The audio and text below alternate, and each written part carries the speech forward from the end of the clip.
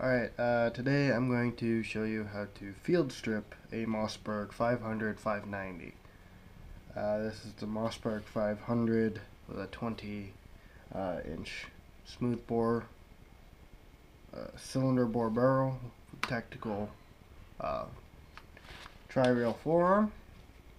I've got my own sling on here. I'll take that off here quick because it kind of gets in the way of the taking apart process. This is a sling I had to modify because I got a quick adjust, supposedly a sling, and it was about 6 inches too short. So I turned it into a semi-permanent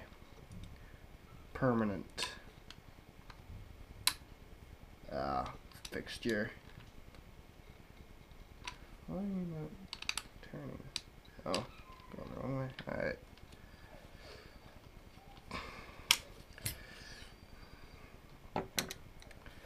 Alright, and this is going to be as complete as a takedown as you will need to for field strip and even slightly further. I'm not going to take off the buttstock, nor the safety pin or the safety switch, nor the mag tube, because you necessarily don't need to take those off in the field. I have a punch that fits just perfectly for the trigger pin, so that's what we'll be using for that. Now the trick is to have it pull it all the way back and then kind of push it forward until maybe you can see down in there. That's the ejector screw. Put that down a bit, right about here, right here. Yeah, no, probably not. But there's the ejector screw in there. You'll see it, and have the fire ejector about a little bit behind that. And you'll take your front nut, turn it off, and I usually torque mine down, which I don't recommend if you plan on taking your weapon apart often. So a trick that I know is I'll take my quick release swivel mount, pop that in there, I'll give it a slight turn just to get it started. Don't recommend doing that either, because if that breaks, then you're shit out of luck with your sling. Alright, so loosen that, the barrel will pop right off. And this is just the standard factory barrel. I've done no mods to this whatsoever.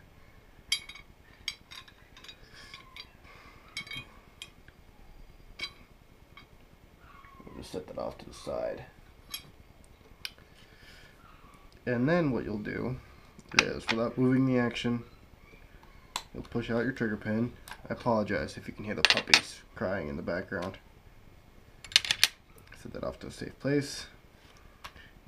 And then half the time you'll have to rip this out, but most of the time you just lift it out at an angle such as this, with this as the pivot point.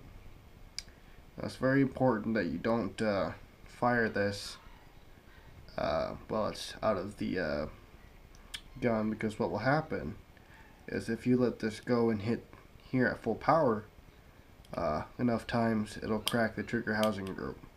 Now I have done it accidentally and I've seen no damage whatsoever, but you don't want to overdo it. Now just tilt it side to side. You may have to kind of get a screwdriver under to get out these two pins. These are your this is your shell catch, and this is your shell interrupter. The one with the little pin on the side, this is your interrupter. So you've got that pin there, interrupter. Flat bar is your catch. Then what you'll do is, there's a reason why I put that bolt there. Because now this plate here, these grooves, maybe. These grooves right in here. Tilt it more forward. These grooves right here will line up with this plate right here, and now since it's lined up properly, you can just pull that straight out and then slide off the fore end. Now you can take the fore end down a step further, and I'll show you in a second, without any tools of course, and then you just push your bolt just straight out of the front of the receiver. And that's as far as you need to take that down, unless there's a severe jam with your firing pin. And I won't go into that in this video. And then to remove your elevator, it helps to put the safety on, and then squeeze it and it comes right out. And that's basically all that's down to it. Unless you want to remove your ejector, then you just take your flathead, put in that screw, and we'll pull that out here for you, just to show you what it looks like. I'm going to need a bigger screwdriver. There's a reason why gunsmiths prefer to have bits that fit snugly.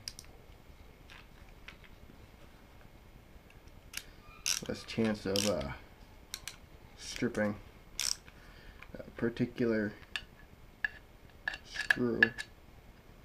This is just a ratcheting screwdriver I picked up at Walmart for around 20 bucks.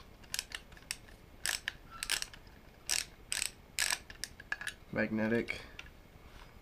And you got your little screw. Don't lose it, very important.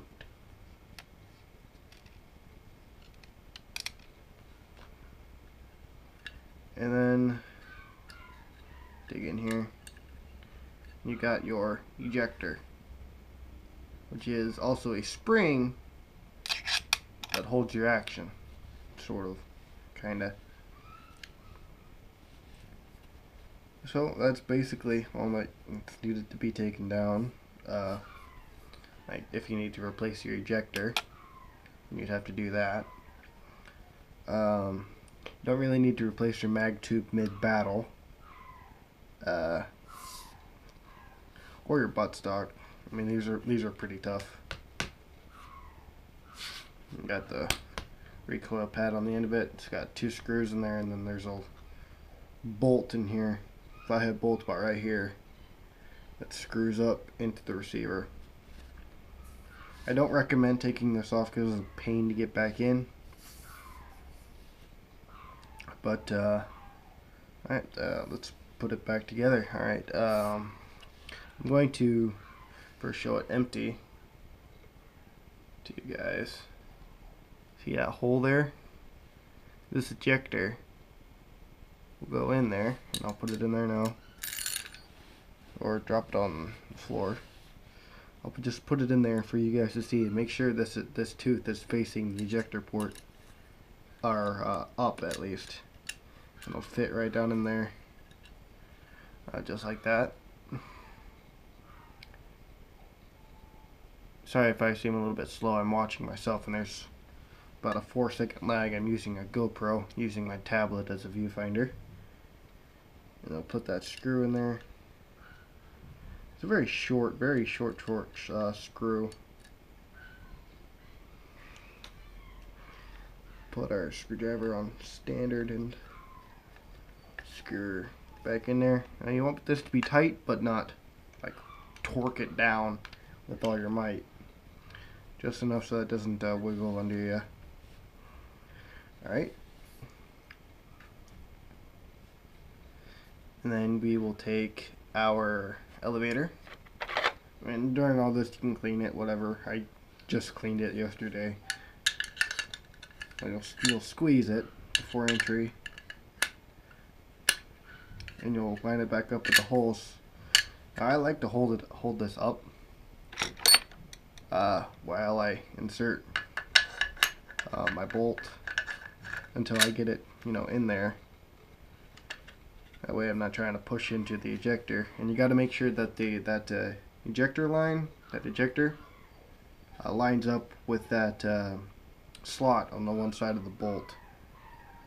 And then you just kind of push it back to where it was before, you know, the same distance away from that screw. Okay. Now, I'm gonna just briefly show you. Now, my fore end was loose from factory. Well, not loose, but it wasn't like super sealed. I'm just going to use the flat bar here. The shell catch. I'm just going to put it in these two slots here. They make special tools for this, but I find this to be very effective. Just line it up in there. Now, if it feels like you're putting too much pressure on it, then you're probably not, but you know, some people just prefer not to bend that. And then you just unscrew it, this castle nut. Just unscrew it, unscrew it, unscrew it, unscrew it. It's got very, very fine threads on it, so cross threading is very important that you do not do. And then you simply grab the fore end, grab these two, or one of these, and it slides out. And then to reassemble it, it's just the reverse. Just push it back in there all the way, line up your nut, screw it back down, all the way. Take your flat bar or your tool, if you've got the tool for it, or another flat piece of bar that you don't mind bending. And, you know, it doesn't have to be torqued down. It can be fairly, it just needs to be snug. You know, take your fore end, slide it back over, and you'll lift up on the two prongs here. You'll lift up on them and guide them into the hole first. Push it back. I like to turn it over because you got to push these both down at the same time to get it into their proper grooves. And once you feel that get in there, you pull it back. And then this is at the point where you will drop your plate down in there, your carrier plate. Now, if it doesn't want to seem to go in there, just kind of slide your pump a little bit till it seats down in there, and it will flush up with your bolt. Alright, see? Now it's nice and in there. And then I will generally line it back up as if I were going to take it out again. Personal preference, but that's just what I like to do because then I know my trigger will go in there flawlessly. And then you take your shell catch, put it into its slot. Then you'll take your interrupter and you'll put it into its slot, and you got to make sure that it's lined up properly. Otherwise, getting it in there is going to be a kind of a hassle. Okay. Now I like to hold them together. Sometimes they'll stay, sometimes they'll like to fall out on you.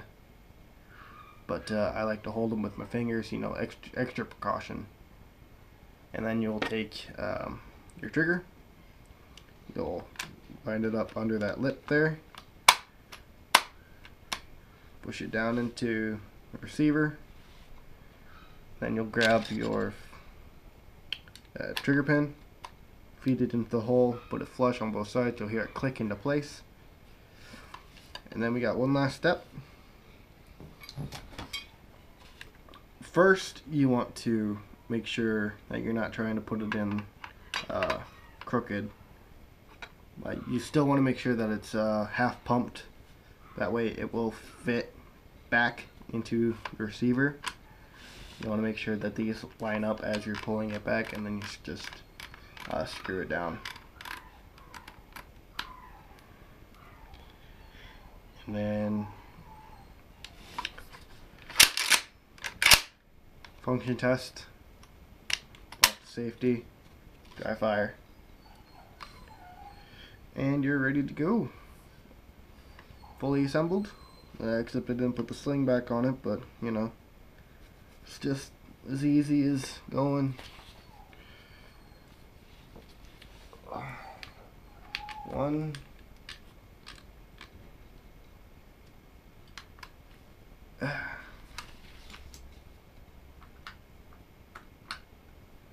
two, and the sling's on. That's all I got for you today. Enjoy your night, and it was safety checked beforehand, so don't get in all antsy about that. Alright, have a nice day.